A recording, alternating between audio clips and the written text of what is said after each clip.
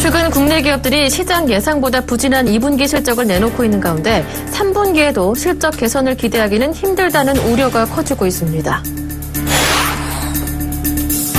분양시장에서 8월은 전통적 비수기로 여겨지지만 올해는 부동산 시장 훈풍이 이어지며 2004년 이후 최대 물량인 2만 5천 가구가 공급될 예정입니다.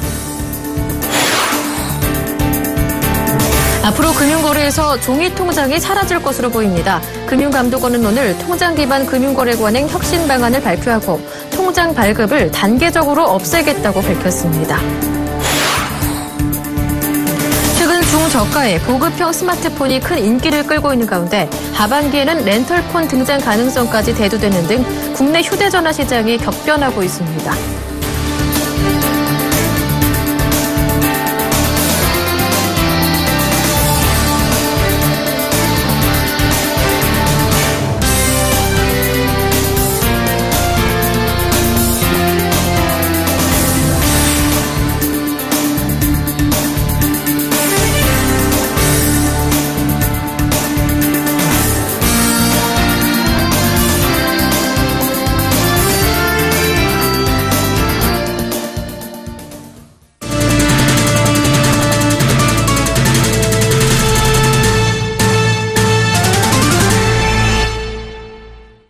여러분 안녕하십니까? 7월 29일 수요일 센 경제 현장 오늘의 주요 뉴스입니다.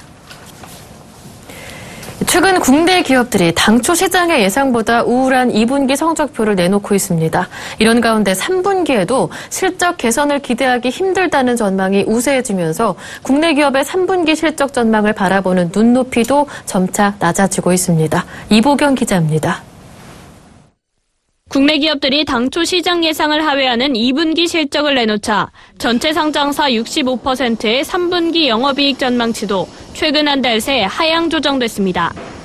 실적 발표를 하루 앞둔 삼성전자는 지난 7일 잠정 실적 가이던스 발표 때 2분기 영업이익을 6조 9천억 원이라고 공시했습니다.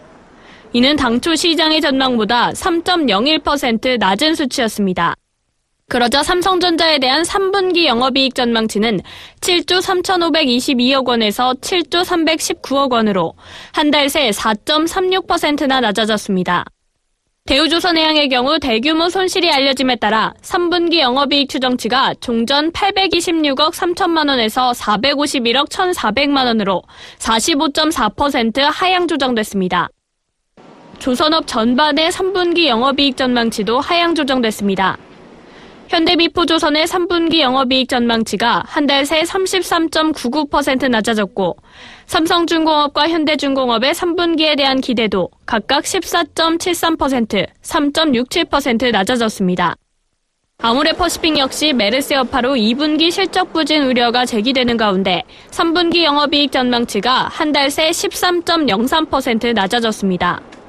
시장 기대와 달리 2분기에 영업 손실을 기록한 현대로템의 3분기 영업이익 하향 조정폭은 59.32%로 상장사 중 가장 컸습니다.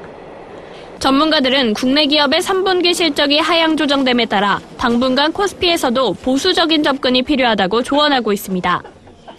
3분기 기업 실적은 여전히 시장에서 달성 가능한 수준보다 아직은 눈높이가 높은 것 같습니다. 따라서 추가적인 실적 하향 조정이 진행되는 구간에서 다소간 주식시장은 조정 흐름을 이어갈 것으로 판단합니다. 3분기에는 다소 좀 보수적인 투자 전략이 필요할 것으로 판단합니다. 반면 일각에서는 대형 수출주 의존도가 높았던 코스피의 불균형이 해소돼 이 점이 증시에 긍정적으로 작용할 수 있다는 시각도 나오고 있습니다. 당초 예상보다 저조한 2분기 실적 발표가 줄줄이 이어지자 3분기 실적 전망치도 가파르게 하향 조정되고 있습니다. 3분기 실적 우려로 인해 증권가에서는 시장에 대한 보수적인 접근을 조언하고 있습니다. 서울경제TV 이보경입니다. 분양시장에서 8월은 여름 휴가철 등 탓에 전통적 비수기로 여겨졌습니다. 하지만 올해는 부동산 시장의 훈풍이 이어지면서 건설사들이 물량 공급을 확대하고 있는데요. 다음 달 분양 물량은 2004년 이후 최대 물량인 2만 5천 가구가 될 예정입니다. 정창신 기자가 보도합니다. 다음 달 분양시장에는 2만 5천여 가구가 분양될 예정입니다. 2004년 이후 최대 물량입니다. 오늘 닥터 아파트에 따르면 8월 분양 예정인 아파트는 전국 40곳, 25,010가구입니다. 수도권 19곳에서 11,623가구, 지방 21곳에서 13,387가구 규모입니다. 지난해 8월 16,074가구와 비교해 55.6% 늘어난 수치입니다. 8월은 여름 휴가철 등이 몰려 있어 전통적으로 분양 비수기로 불리지만 올해는 이런 말이 무색할 지경입니다. 분양시장 분위기가 상당히 좋기 때문에 건설사들도 이런 분위기에 편승해서 물량을 많이 내놓은 것이 비수기가 사라진 이유라고 할 수가 있겠습니다. 현대산업개발은 서울 강동구 상일동 고덕주공 4단지를 재건축해 짓는 고덕숲 아이파크를 다음 달 분양할 예정입니다. 전용 면적 59에서 108제곱미터 687가구 중 250가구를 일반에 분양합니다. 현대산업개발과 삼성물산, 현대건설 컨소시움은 서울 송파 구가락동 가락시형을 재건축하는 송파 헬리오시티를 분양합니다. 총 9,510가구 중 일반 분양분은 1,619가구입니다. 전용 면적은 39에서 130제곱미터로 다양하게 구성됐습니다. 포스코건설은 최근 분양이 잇따르고 있는 용인 기흥역세권지구 3-1블록에 기흥역 더샵 72에서 172제곱미터 1,219가구를 내놓을 계획입니다. 부동산 전문가들은 수요자들이 기존 주택시장보다는 신규 분양시장을 선호하는 분위기가 형성돼 있는 만큼 하반기까지 건설사들의 물량 공세는 이어질 것으로 전망하고 있습니다. 서울경제TV 정창신입니다. 올 들어 아파트 분양이 늘면서 미분양 주택도 함께 증가하고 있습니다. 6월 말 기준 전국의 미분양 주택은 전월 대비 5,926호 증가한 34,068호로 집계됐습니다. 지역별로 미분양 물량은 수도권의 미분양은 16,094호로 전월 대비 1,662호 증가했습니다. 지방은 17,974호로 전월 대비 4,264호 증가했습니다. 규모별로 미분양 물량을 보면 85제곱미터 초과 중대형 미분양은 감소한 반면 85제곱미터 이하 중소형 미분양은 증가했습니다. 준공후 미분양은 6월 말 현재 전월 대비 76호 증가한 12,578호로 나타났습니다. 전국 미분양 주택 현황은 국토교통부 국토교통통계누리 온나라 부동산 포털에서 직접 확인할 수 있습니다. 앞으로 금융거래에서 종이통장이 사라집니다. 금융감독원은 오늘 통장 발급을 단계적으로 없애나가는 내용의 통장 기반 금융거래 관행 혁신 방안을 발표했습니다.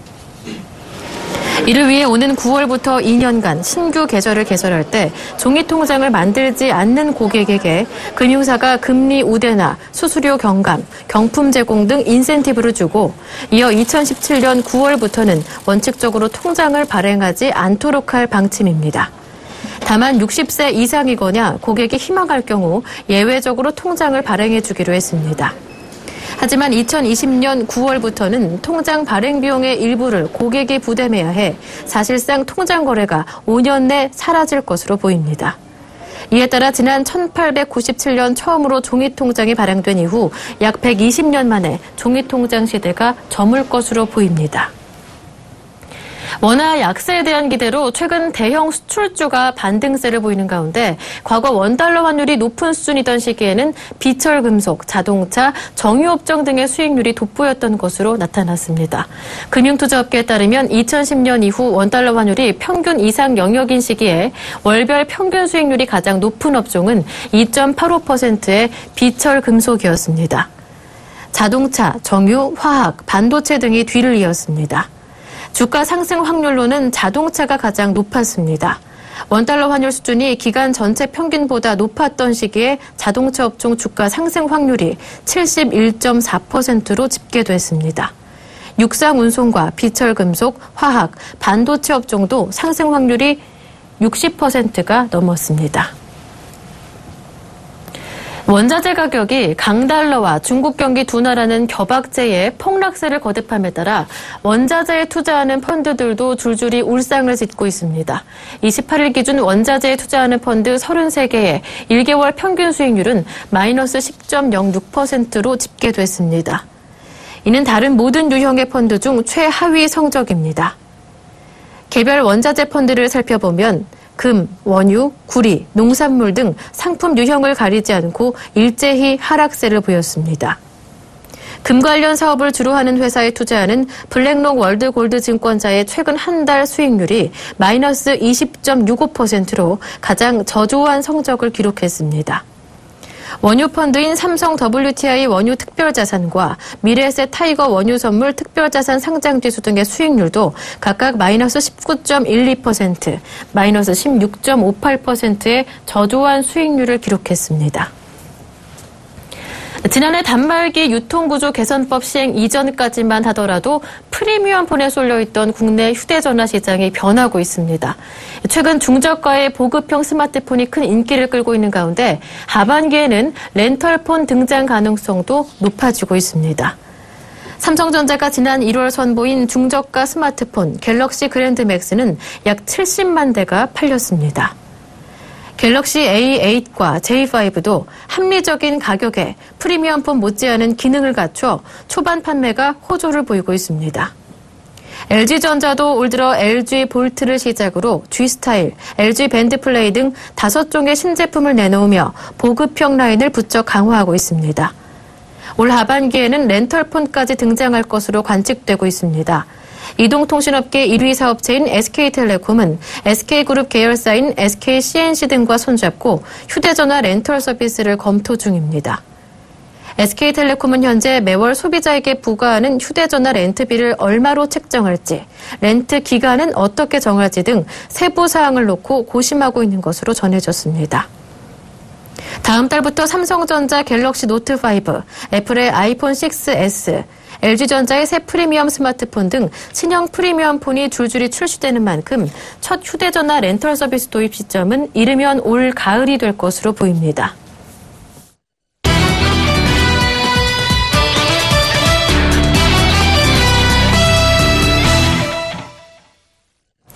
그동안 개별적으로 투자하던 금융상품들을 한 바구니에 넣고 여기에서 발생한 이자와 배당소득에 대한 세금을 면제해주는 통장이 내년에 출시될 예정입니다. 이른바 비과세 맞는 통장이라고도 불리는 개인종합자산관리계좌 ISA에 대해서 보도국 정한희 기자와 함께 자세히 알아보겠습니다. 안녕하세요. 네, 안녕하세요.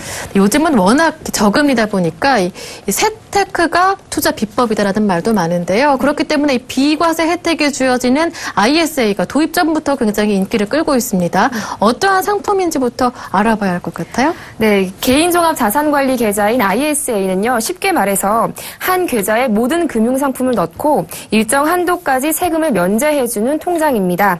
보통 은행에서는 예적금에 많이 가입하고 또 증권사에서는 펀드나 주가 연계증권, ELS에 가입하는 경우가 많은데요. 이처럼 금융회사별로 나뉘어 있는 금융상품들을 한 통장에 담고 또 그 안에서 상품 간 갈아타기도 자유롭게 한 통장을 말합니다. 한 통장에 모든 금융상품을 담아서 운용할 수 있어서 만능 통장이라는 별명도 얻었습니다. 이 ISA 통장 안에 넣어둔 금융상품 간에서는 자유롭게 갈아타기도 가능하다라고 말씀해 주셨는데 그렇다면 그걸 개인이 임의대로 할 수도 있는 건가요? 네, 그렇습니다. 계좌 하나로 다양한 상품에 투자할 수 있도록 만들어진 상품인 만큼 현재 증시 전망이 좋다고 판단되면 투자금을 펀드에 넣었다가 수익률이 저조하다면 다시 예적금으로 전환할 수 있습니다. 구체적인 내용은 다음 달 정부가 발표할 세법 개정안을 통해서 확인할 수 있지만 이렇게 5년 동안 계좌를 유지할 경우 그동안 얻은 수익에 대해서 비과세 혜택을 받을 수 있을 전망입니다. 비과세로 가입할 수 있는 납입 한도는 연 2천만 원이 혜택을 볼 수 있는 기간은 5년이 유력한 상황인데요. 내년 도입을 앞두고 투자자들이 개별 비과세 상품을 종합적으로 관리할 수 있다는 점에서 큰 인기를 끌 것으로 기대되고 있습니다. 아직 확정되지는 않았지만 2천만 원 한도 내에서 비과세 혜택을 볼 수 있다라고 말씀해 주셨는데 이 ISA 통장 계좌 아래는 여러 가지 금융상품들이 포함되어 있잖아요. 각 금융상품마다 과세 방법도 다를 텐데 정부에서는 이 과세 방침 어떻게 세우고 있습니까? 네, 그동안 이 비과세 한도가 넘어가는 수익에 대해서 각각의 금융상품에 어떻게 세금을 부과할 것이냐를 두고서 숱한 이야기가 오갔는데요. 역시 다음 달 초에 발표할 세제 개편안을 살펴봐야겠지만 ISA 계좌 안에 들어있는 상품들의 수익과 손실을 합친 최종 이익에 과세하는 방침이 유력합니다. 예적금, 또 펀드 등의 손익을 모두 합해서 일정 한도까지는 비과세 혜택을 주고 그 이상에 대해선 과세한다는 것이죠. 이때 과세 방법은 예를 들어서 내가 예금과 펀드 그리고 ELS 상품에 개별 가입했다면 현재는 펀드에서 1,000원의 수익이 나고 ELS에서 1,000원의 손실이 나더라도 펀드에서 나온 수익인 1,000원에 대한 배당소득세를 내야 했습니다. 하지만 ISA를 통해서 가입할 경우 수익과 손실을 합산하면 총 이익이 0이 되기 때문에 따로 세금을 내지 않아도 되게 할 것으로 보입니다. 자산을 이렇게 종합해서 비과세 혜택을 볼 수 있다고 하면은 많은 투자자들이 몰릴 것 같은데요. 가입 조건이 궁금해지네요. 네, 가입 조건 대상은 애초 예상과는 다르게 최대한 느슨하게 정해질 것으로 보입니다. 그동안 정부는 고소득층도 ISA에 가입할 수 있게 되면 자칫 부자 감세로 이어질 수 있어서 가입 대상자를 연소득 8천만 원에서 1억 원 이하로 제한하는 방안을 검토해 왔는데요. 그러나 금융시장에서 이 상품을 활성화하기 위해 소득에 제한을 두지 않는 방향으로 가닥을 잡고 있다는 얘기가 많습니다. 다음 달 세제 개편안 뚜껑을 열어봐야겠지만 성인이면 누구나 가입할 수 있게 될 가능성이 높아 보입니다. 네, 오늘은 출시 전부터 관심이 뜨거운 ISA에 대해서 자세히 알아봤습니다. 보도국의 정한희 기자와 함께했습니다. 고맙습니다. 네, 고맙습니다.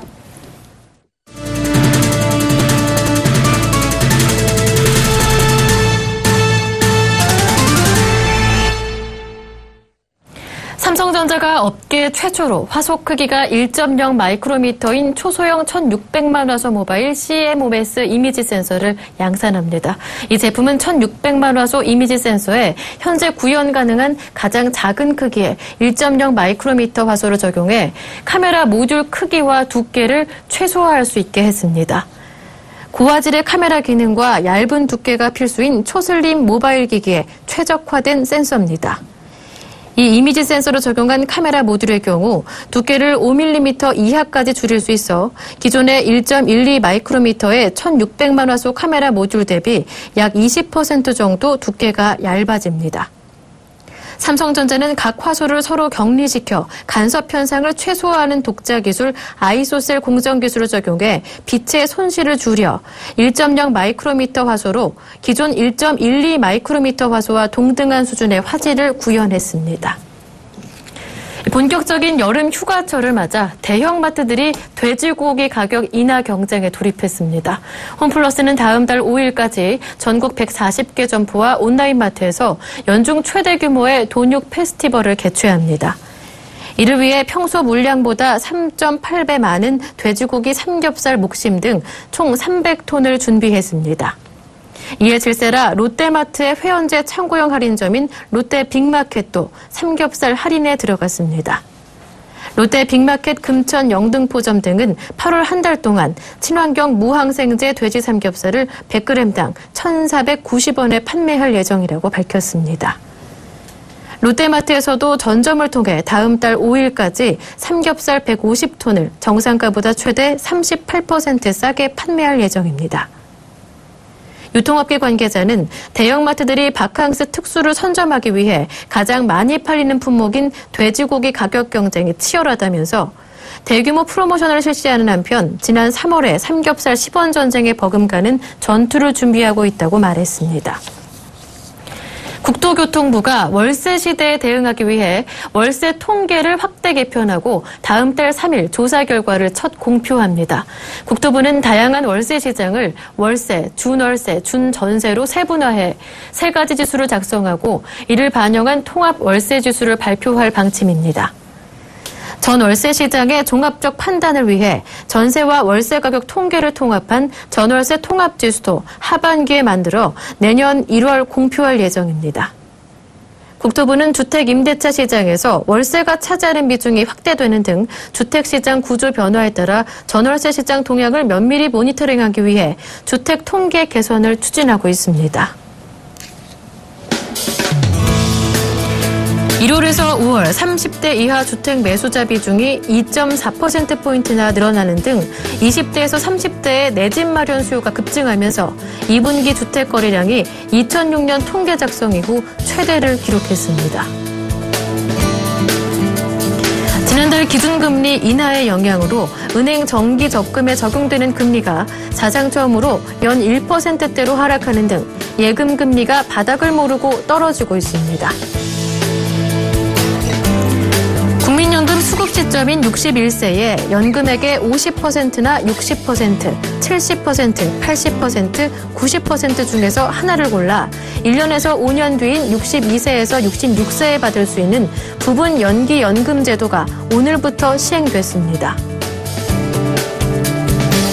제품 환불 기한을 임의로 정해 고지하거나 고객 불만이 포함된 게시글을 숨기는 등 부당하게 영업해온 아모레퍼시픽 등 유명 화장품 브랜드 쇼핑몰 9곳에 대해 공정거래위원회가 경고 조치와 함께 과태료 총 3,250만 원을 부과했습니다.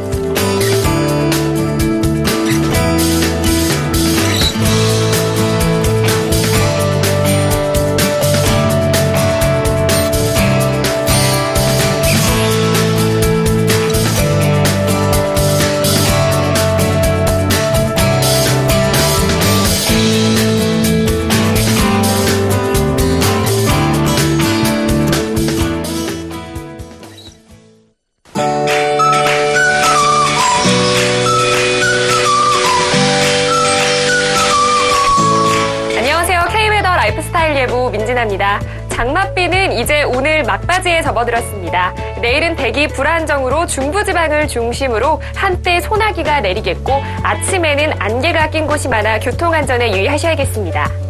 현재 전국이 대체로 흐린 가운데 중부지방과 경북 지역으로 곳에 따라 마지막 장맛비가 내리고 있습니다.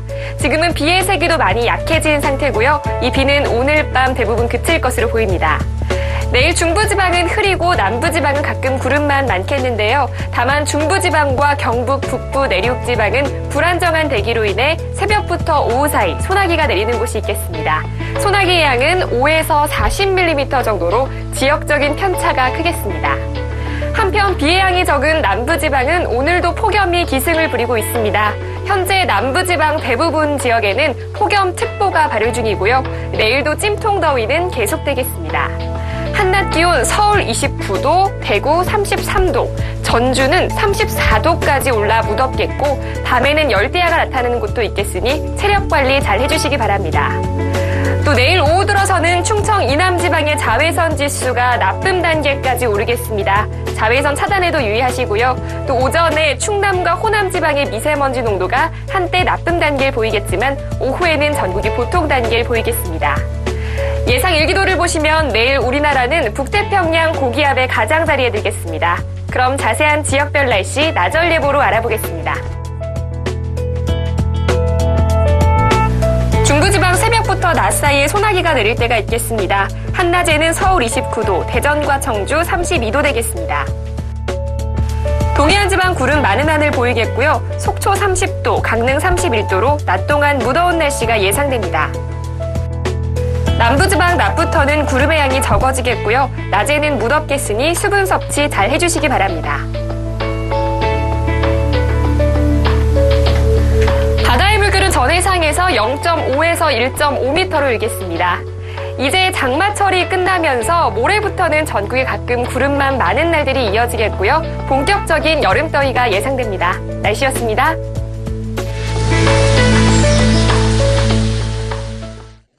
전국에 막바지 장맛비가 내리고 있습니다. 내일까지 장맛비가 지나고 나면 이제 주말까지는 별다른 비 소식 없이 한낮 찜통더위가 기승을 부리겠는데요. 더위에 지치지 않도록 건강관리 잘 하셔야겠습니다. 센 경제 현장 여기서 마치겠습니다. 시청해주신 여러분 고맙습니다.